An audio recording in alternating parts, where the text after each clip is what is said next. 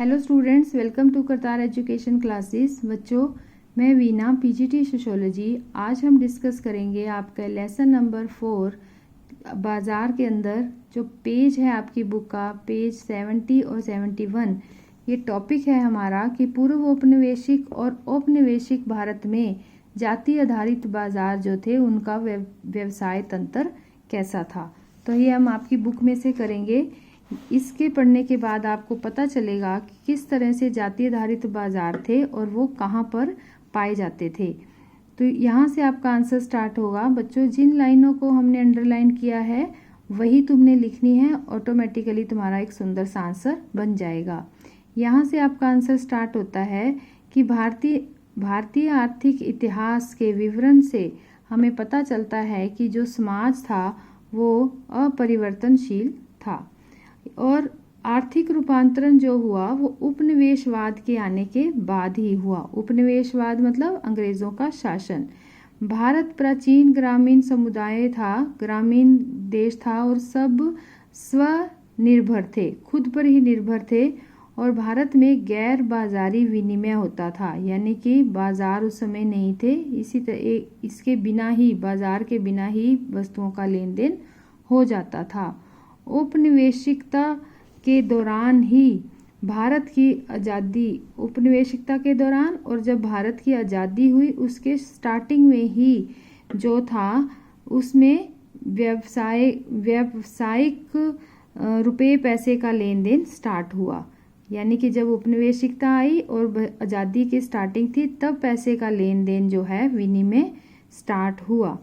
ग्रामीण और नगरीय समुदायों में इसके ज़बरदस्त परिवर्तन हुए।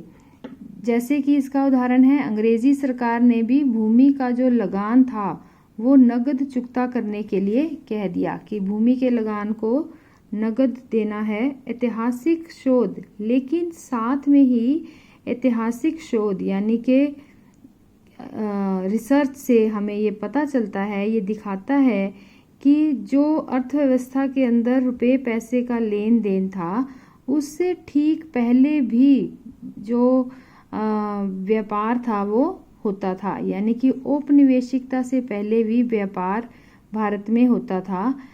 ये एक तो वहाँ पर जजमानी व्यवस्था थी। जजमानी व्यवस्था क्या होती है? जिसमें कि वस्तुओं का लेन देन होता है और निम्न कही जाने वाली जातियां जो हैं वो उच्च कही जाने वाली जातियों के यहाँ सेवा करती हैं और बदले में वस्तु प्राप्त करती हैं। लेकिन इसके साथ ही एक बहुत ही बड़े तंत्र का भी हमें पता चलता है, यानी कि व्यवसाय जो है, व्यापार जो है, उसके बारे में पता चलता है। किस तरह से कि जो ऐतिहासिक शोध हैं, रिसर्च है, उससे ये उजागर हुआ है कि व्यापारिक तंत्र उस समय भी विद्यमान थे। कौन से समय? जब उपनिवेशवाद नहीं था। तो उस समय क्या होता था, किस चीज़ का व्यापार होता था?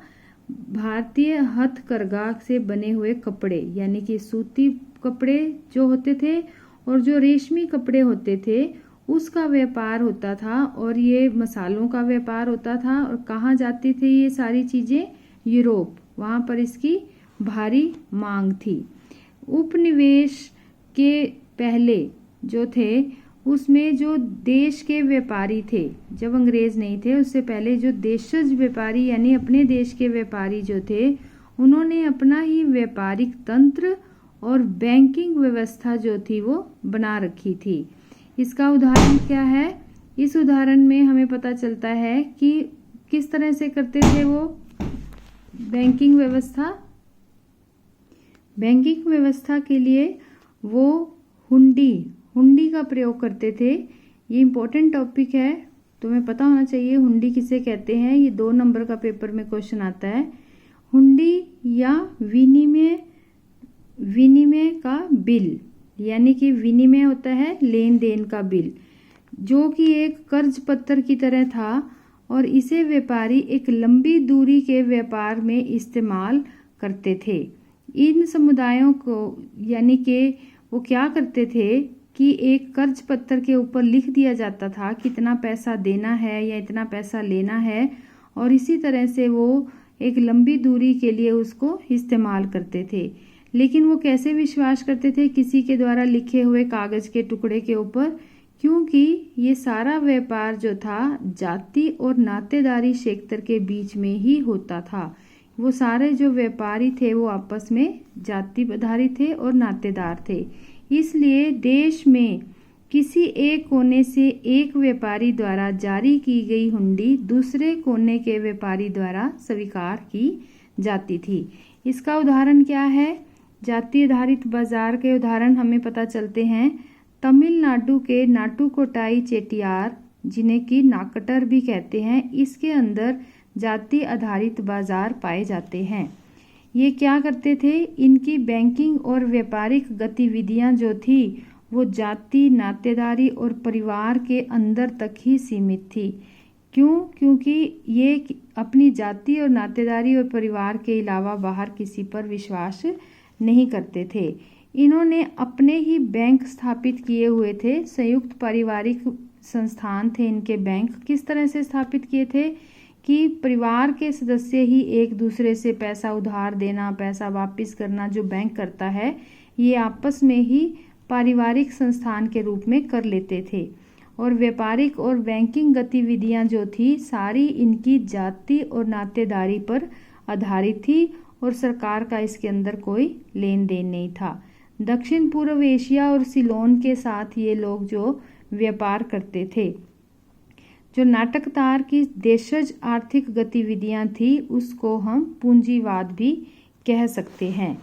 इसी के बारे में यहाँ पर डिटेल में यहाँ लिखा हुआ है ये कि तमिलनाडु के नाटकदार जाति आधारित व्यापार कैसे करते थे। इस सारे के बारे में तुमने डिटेल में करना है, पढ़ना है। यही बताया हुआ कैसे बैंकिंग व्यवस्था थी, किस तरह परिवार के लोग बीच में मिलके वो व्यापार करते थे और ये जाति आधारित परिवार था। तुम्हें याद रखना है कि जाति आधारित परिवार जो थे वो कहाँ पर पाए जाते हैं? तमिलनाडु के।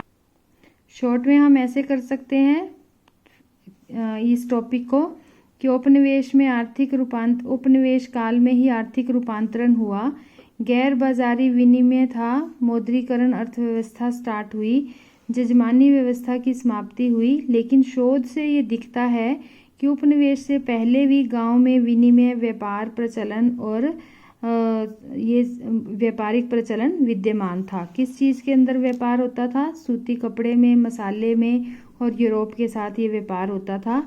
देशज व्यापारी जो थे वो संगठित समाज में व्यापार करते थे, उनकी अपनी बैंकिंग व्यवस्था थी। इसमें पारंपरिक समुदाय या जातियां ही शामिल होती थी और वो हुंडी, जिसे कि विनिमय बिल भी कहते हैं, इसका प्रयोग करते थे। ये तुमने याद करना है हुंडी किसे कहते हैं। और उदाहरण के लिए ये सब कहाँ होता था? तमिलनाडु के नाटुकोटाई चेटियार में, जिसे कि नाकटर भी कहते हैं। तो इस तरह से आपको ये समझ आ गया होगा कि किस तरह से जाति आधारित व्यापार किया जाता था और वो क्या क्या प्रयोग करते थे, पारिवारिक उनकी बैंकिंग व्यवस्था कैसे थी। उम्मीद है आपको ये टॉपिक समझ आया होगा। Thank you. Have a nice day. God bless you all.